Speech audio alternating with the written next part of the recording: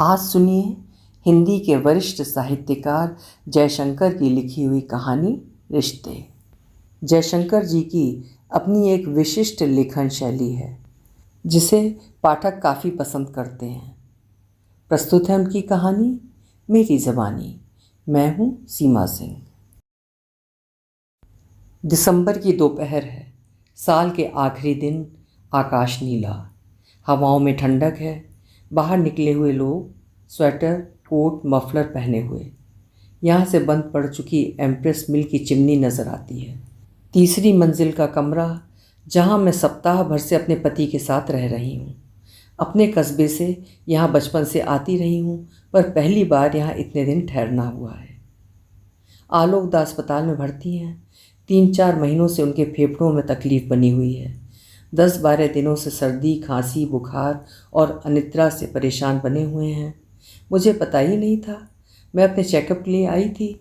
दादा को बताने आई, तब उनके अस्पताल में होने की खबर मिली। अस्पताल गई, उनका बीमार, उदास और कुम्हलाया चेहरा देखा और उनके बहुत ज़्यादा मना करने के बाद भी उनके यहाँ रुक गई। अब उनके घर पर ही रह रही हूँ। शाम को 3-3 घंटों के लिए अस्पताल में उनके पास बैठी रहती हूँ। तुम रोज़ ही क्यों आ जाती हो सांवली? आप फिक्र मत करो, बस से नहीं ऑटो से आई हूँ। ऐसे वक्त तुम्हें अपना खूब ख्याल रखना चाहिए। 1 महीने पहले मैंने ही उन्हें अपने गर्भवती होने की बात लिखी थी। उनके कस्बे से अपने शहर में आने के बाद से मैं बराबर उनको पत्र लिखती आई हूँ। कभी कभार वे भी चिट्ठियाँ भिजवाते। कभी मेरे स्कूल से फ़ोन पर उनका फ़ोन आ जाता। दिवाली के बाद से आलोक दा की कोई खबर ही नहीं मिली। उनकी माँ से मिलती रही थी। वे बीच बीच में कस्बे में दादा के घर रुकती रही थी। 3 बरस पहले वे गुजर गईं। दादा के अलावा कोई मुझे जानता है तो उनकी एक पत्रकार मित्र हैं जिनके फ़ोन कभी कभार मैं उठा लिया करती थी। 3 वर्षों से दादा यहीं हैं और नहीं जानती कि वो लड़की इस समय कहाँ रह रही होगी। वहाँ लगभग रोज़ ही सुबह सुबह उस लड़की का फ़ोन आ जाता था। दादा छत पर पढ़ रहे होते, बाथरूम में होते, तब रसोई से आकर मैं रिसीवर उठाती।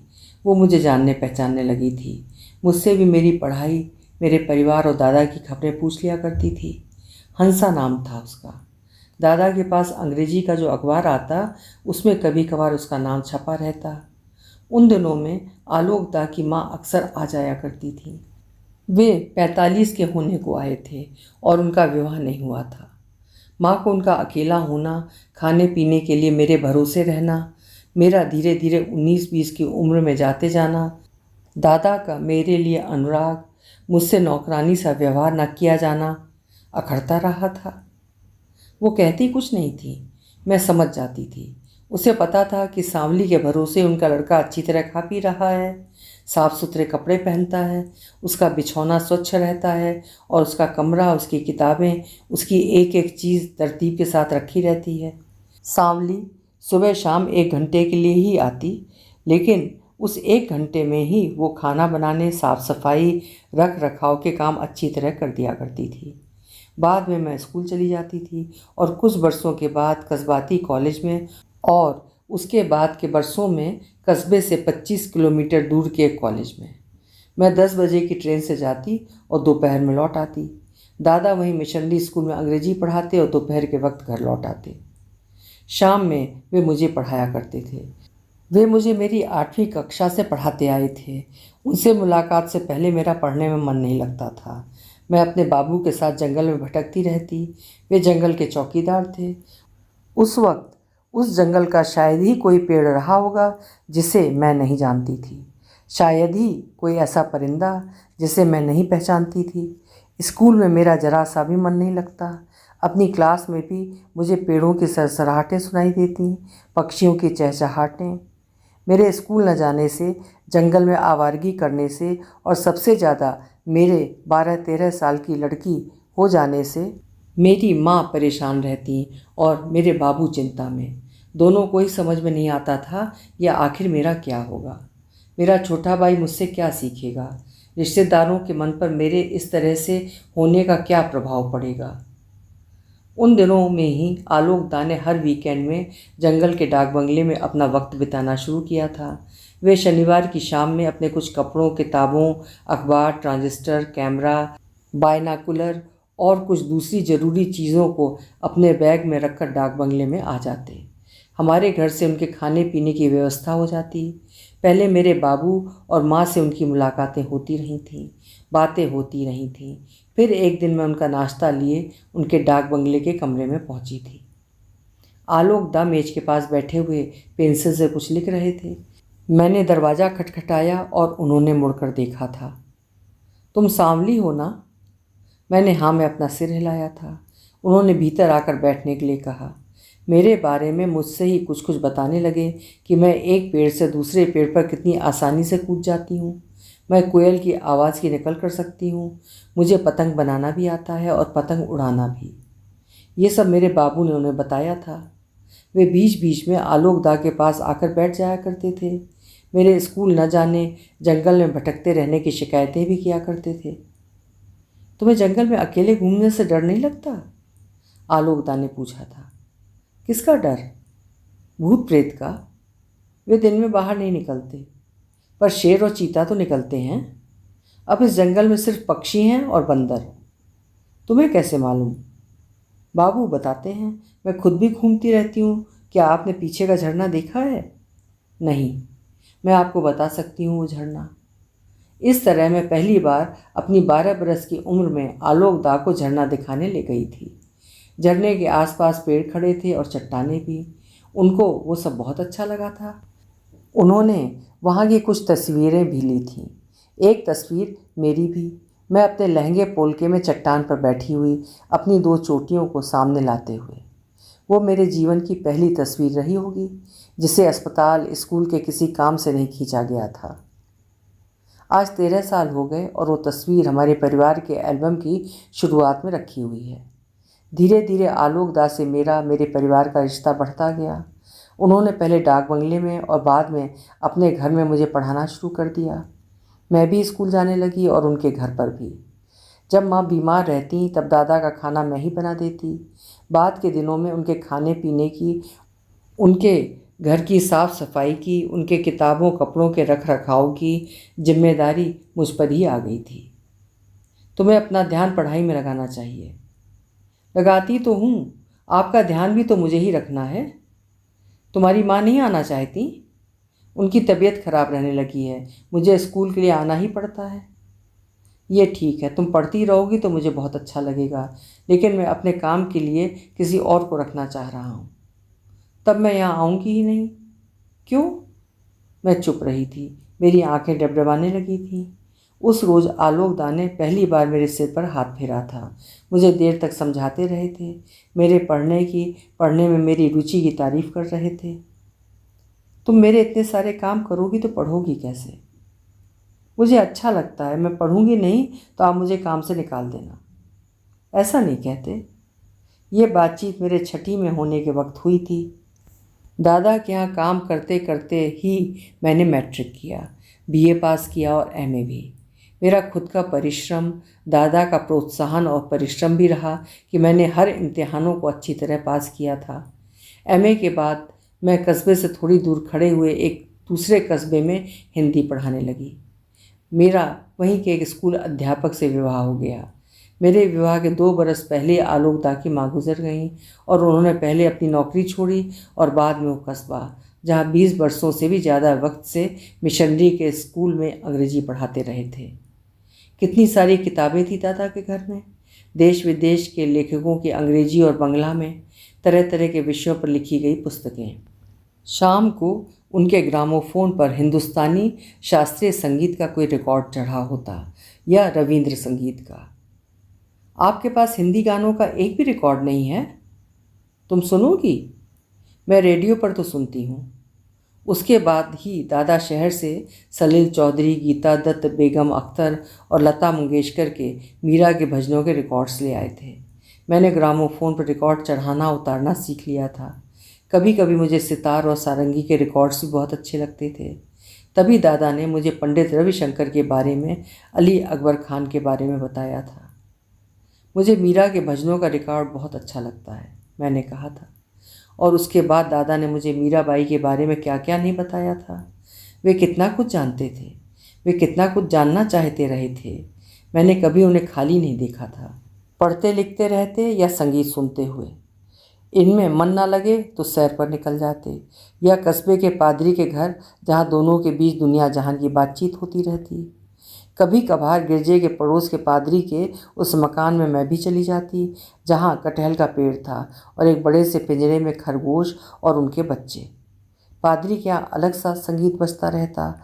वहाँ पर वायलिन, पियानो और बांसुरी से निकलती आवाज़ों को सुनकर मेरे मन में बराबर ये सवाल उभरता कि आखिर संगीत आता कहाँ से है, दुनिया भर में संगीत आता कहाँ से है। मैंने ये पूछा था और दादा ने मेरे सवाल से खुश होकर अपना अत्यंत कीमती पेन मुझे दे दिया था। उस पेन को मैंने अब तक संभाल कर रखा है।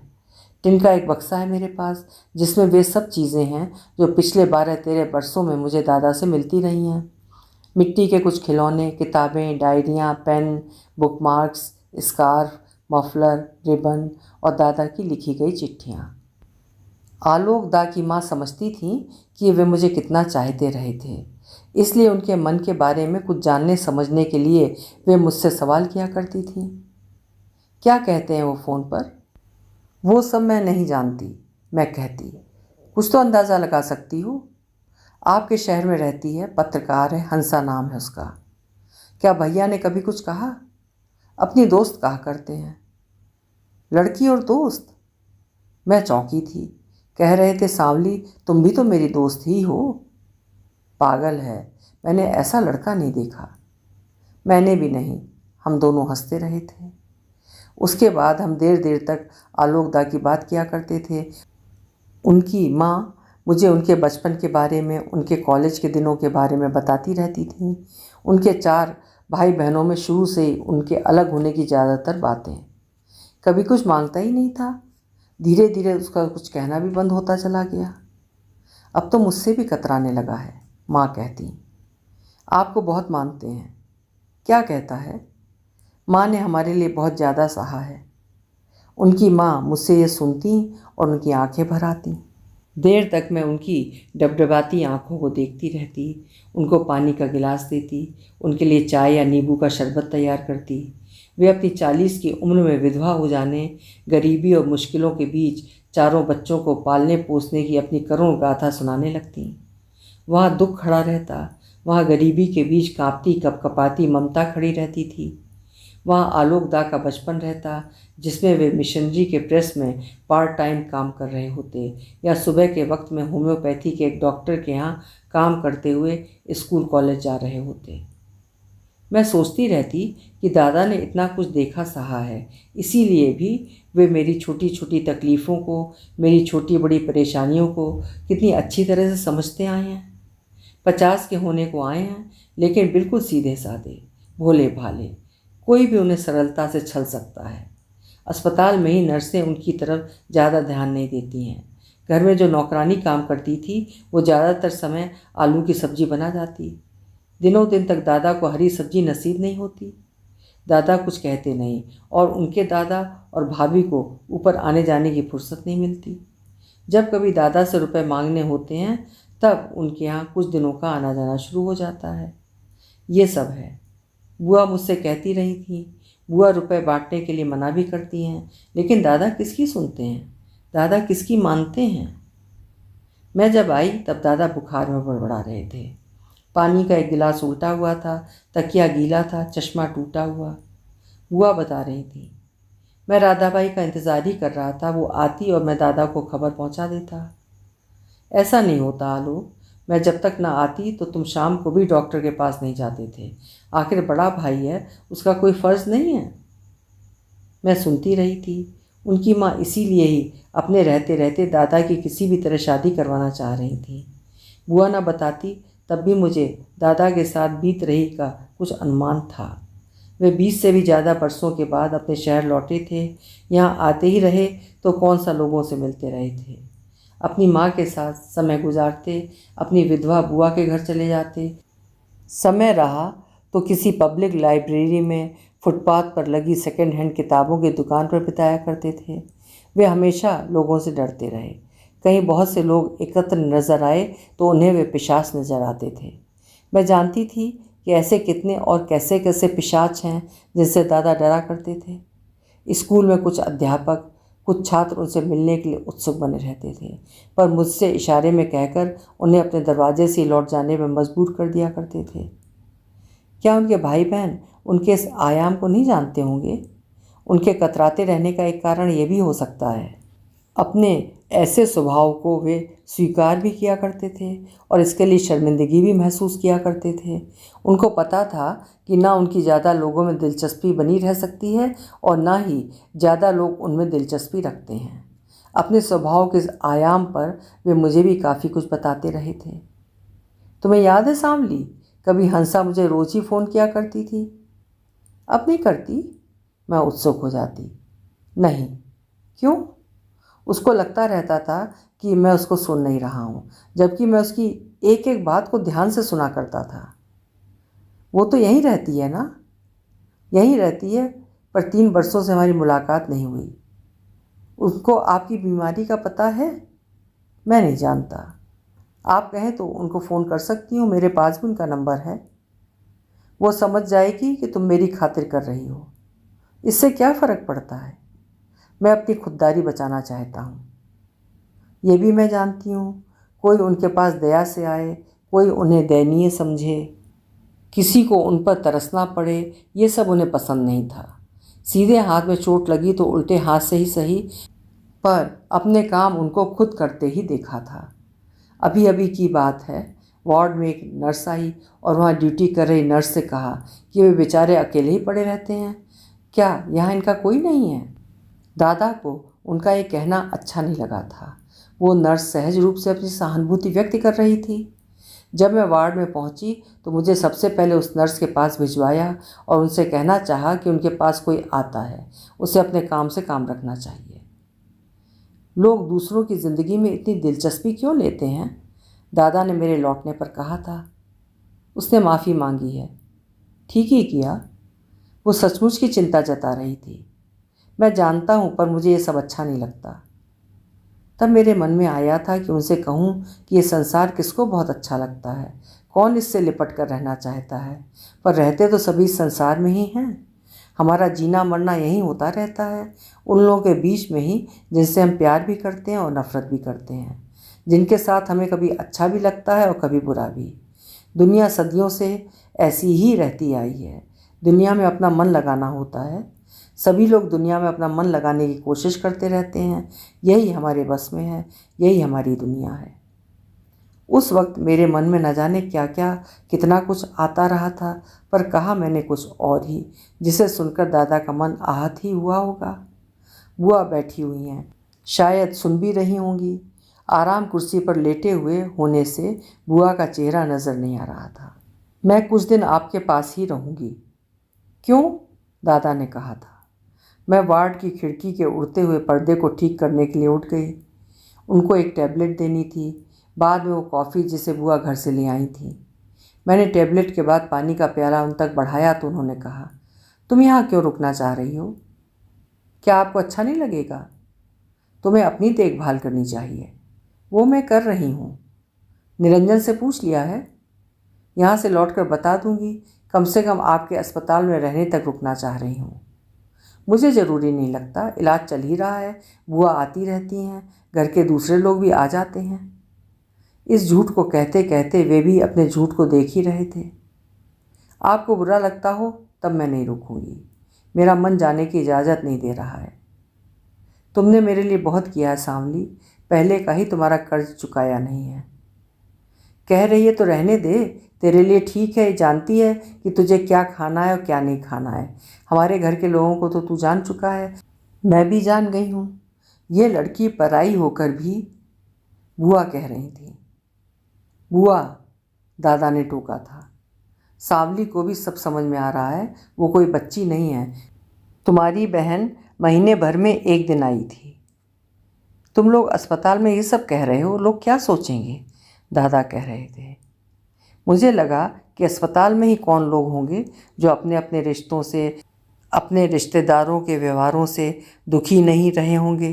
कभी ना कभी, कहीं ना कहीं रिश्ते नातों की इस पीड़ा को हर कोई महसूस करता ही होगा। रिश्तों के मामले में ज़्यादातर लोग अभागे ही होते हैं। ये सोचना भी गलत ही होगा कि अगर दादा का विवाह हो गया होता, दादा का अपना परिवार होता, तब वे इस तरह का इतना ज़्यादा अकेलापन नहीं झेल रहे होते। मेरे साथ ये सांत्वना अस्पताल छोड़ने के बाद भी देर तक बनी रही कि मुझे कुछ और दिन दादा के पास रहना था। मैं और क्या कर सकती थी, लेकिन हर शाम कुछ देर के लिए अस्पताल के वार्ड में दादा के पड़ोस में बैठ तो सकती ही थी। अपने बच्चे के लिए स्वेटर, मोजा या टोपी बुनते बुनते दादा को सुनती रह सकती थी, सुना सकती थी। मैं क्या जानती नहीं थी कि आज मैं जो भी हूँ उसके वैसा होने में दादा की कितनी मेहनत और मदद मेरे साथ रही है। कितना कुछ सीखा समझा है मैंने उनसे, इतना कुछ जाना है मैंने जीवन और संसार के बारे में। कस्बाती सुबह और शाम में मैं अपना काम करती रहती थी और दादा मुझे कभी पढ़कर कभी बिना पढ़े हुए इस दुनिया के बारे में, इस दुनिया में पलते बढ़ते सुख दुख के बारे में नया नया दिलचस्प सा उपयोगी जान पड़ता हुआ इतना कुछ कितना कुछ सुनाते रहते थे। वही सब तो रहा कि मेरे भीतर पढ़ने के लिए, जानने के लिए आवेग और अनुराग जागता चला गया। मैं पढ़ने में कुछ इस तरह डूबी कि जंगल में चौकीदारी करते हुए एक ग्रामीण और अनपढ़ आदमी की बेटी अध्यापक बन गई। सतपुड़ा के करीब के जंगल में भटकती सांवली ने कभी सपने में भी नहीं सोचा था कि एक दिन वो अध्यापक की कुर्सी पर बैठेगी, उसके हाथ में चौक होगा, उसके सामने ब्लैक बोर्ड। दादा कहते हैं कि जब किसी से गहरा रिश्ता बन जाता है तब हम एक दूसरे को बदल भी सकते हैं। संबंध सच्चे हों, उनमें समर्पण की भावनाएं हों, तब बदलाव भीतर से ही खुद ब खुद जन्म लेने लगता है। मेरे साथ यही हुआ था। मैं 13 की रही होंगी और दादा जब शहर से लौटते तब उनके बैग में मेरे लिए, बच्चों के लिए लिखी गई किताबें होती, देश विदेश का नक्शा होता, रंग और ब्रश होते या कोई चार्ट, कंपास या पत्रिका। हर वीकेंड में कुछ ना कुछ मिलता ही था, शुद्ध वाक्य लिखने के लिए, गणित का कोई सवाल हल करने के लिए। मेरे घर में भी माँ और बाबू को मेरी पढ़ाई में दिलचस्पी का एहसास मिलने लगा था। वे दोनों मुझे घर के कामों से बचाते रहते। मेरा छोटा भाई भी पढ़ने में अपना मन लगाने लगा था। अब जब कभी दादा शहर जाते तब मेरे परिवार की कोशिश रहती कि उनके घर के लिए कोई मौसमी फल भेजा जा सके। किसी बारिश में हमारे इलाके के जामुन को उनकी मित्र हंसा ने बहुत पसंद किया था। उसने मेरे लिए गुड़िया और हरे रंग की कुछ चूड़ियाँ भिजवाई थीं। इधर के दिनों में किसी अस्पताली शाम में मैंने दादा को उस बारिश की, उन चूड़ियों और जामुन की याद दिलाई तो वे न जाने कहाँ से और क्यों ये बात उठा कर ले आए थे। ये ज़रूरी नहीं कि हमारे मन में किसी के लिए अनुराग है तब उसके मन में भी हमारे लिए अनुराग होगा ही। क्या आपको ऐसा कोई अनुभव मिला है? मेरे ज़्यादातर अनुभव ऐसे ही रहे हैं। मेरे साथ ये आज तक नहीं हुआ। तुम बहुत भाग्यशाली हो सांवली। उस रोज़ अस्पताल से लौटते हुए मुझे लगा था कि वे शायद हंसा की ही बात कर रहे थे। इन दोनों के बीच जरूर कुछ घटा होगा। ये कैसे हो सकता है कि इतनी देर देर तक इतनी ज़्यादा बातचीत कर रहे दो लोग बिना किसी वजह से एक दूसरे के प्रति इतने अधिक उदासीन रहने लगे? हंसा इसी शहर में रहती है, पत्रकार है, उसका कितनी जगहों पर आना जाना होता होगा, फिर वो एक बार भी दादा के पास नज़र नहीं आई। इसमें दादा की भी बड़ी भूल है। फ़ोन पर अपनी बीमारी की बात बता ही सकते थे, खुद बताना नहीं चाह रहे हैं और मुझे भी मना कर रहे हैं। हर आदमी अपनी ज़िंदगी जीता है, इसमें गलत क्या है? मैंने कब कहा कि ये गलत है? लेकिन हमें दूसरों के साथ भी तो रहना पड़ता है। हमारे लिए ज़्यादातर लोग दूसरे ही बने रहते हैं। क्या यह आपको रिश्तों में सही जान पड़ता है? मैं नहीं जानता कि सही क्या है, गलत क्या है। इतना जानता हूँ कि होता यही है, पर इससे दुख मिलता है। दुख तो मिलता ही है, दादा ने कहा। बाद में वे बताते रहे थे कि दूसरे चाहे जैसे रहें, उनके बिना जीवन चलता भी तो नहीं है। आदमी अकेले रह ही नहीं सकता है।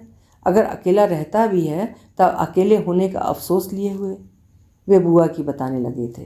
दोनों बेटों में से किसी के पास रहती नहीं है, रहना चाहती भी नहीं है और हमेशा अपने इस फैसले को लेकर अशांत बनी रहती हैं, चिड़चिड़ाने लगती हैं, शिकायतें करती चली जाती हैं। ये शायद आदमी होने की हमारी विवशता है, आदमी होने का हमारा अभिशाप। तुमने पहले सिर्फ अम्मा को बताया था क्या? मैं उत्सुक हो गई थी। हंसा मुझसे विवाह करना चाहती थी। फिर क्या हो गया? मैं जब लौटा था तो वो तैयार थी, फिर एक दोपहर को उसने मना कर दिया। कोई कारण बताया होगा? नहीं। आपने नहीं पूछा? नहीं। क्यों? कारण जान भी लेता तो कोई फर्क नहीं पड़ता था। फिर उस प्राइवेट वार्ड में अशांति छा गई थी। दादा ने दीवार की तरफ करवट ले ली थी, शायद उन्हें नींद आ रही थी। वार्ड की खिड़की से सर्दियों की शाम का अंधेरा उतरने लगा था। तभी देहरी पे कुछ आहटें उभरी। नर्स थी, हाथ में चीनी मिट्टी की ट्रे लिए हुए। पता नहीं मुझे ऐसा क्यों लगा था कि वो लड़की ना नर्स है और ना उसके हाथ में सफ़ेद रंग की ट्रे है। मुझे लगा कि कमरे में आती हुई लड़की हंसा है और उसके हाथों में रजनीगंधा के फूल हैं। नर्स अपना काम कर रही थी। मैंने अपना पर्स उठाया और कमरे के बाहर निकल गई थी। मैं अस्पताल की सीढ़ियों से नीचे जा रही थी। मैं दादा के घर लौट रही थी। मैं कोई स्वप्न देख रही थी जिसमें सफ़ेद रंग के फूल ही फूल थे, रजनीगंधा के फूल। अभी आप सुन रहे थे सांसारिक रिश्तों की सही व्याख्या करती हुई जयशंकर जी की लिखी हुई कहानी रिश्ते। उम्मीद है कहानी आपको ज़रूर पसंद आई होगी। कल फिर मिलेंगे। हिंदी की श्रेष्ठ कहानियाँ सुनने के लिए कृपया मेरे चैनल्स को सब्सक्राइब ज़रूर करिए, लाइक करिए और शेयर भी करिए। बहुत बहुत धन्यवाद।